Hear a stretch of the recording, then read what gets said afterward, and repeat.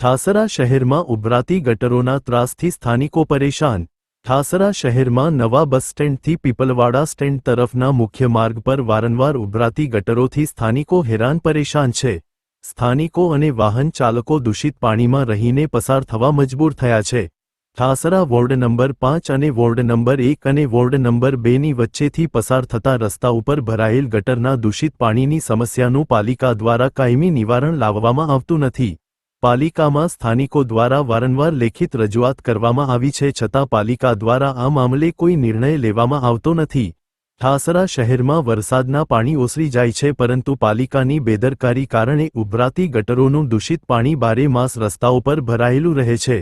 ઉભરાયેલ ગટરના પાણીમાંથી ઠાસરા નગરપાલિકાના પ્રમુખ, ઉપપ્રમુખ, સભ્યો તેમજ પાલિકા કર્મચારીઓ આ માર્ગથી પસાર થતા હોય છે। પાલિકા સભ્યો અને કર્મચારીઓ પણ ગટરના દૂષિત પાણી પરથી પસાર થાય છે કે જાણે પાલિકા તંત્ર સામે લાચાર બની ગયા હોય તેમ લાગી આવે છે। ઉભરાતી ગટરોને મોટા પ્રમાણમાં બનાવવામાં આવે તેવી સ્થાનિકો માગ કરી રહ્યા છે।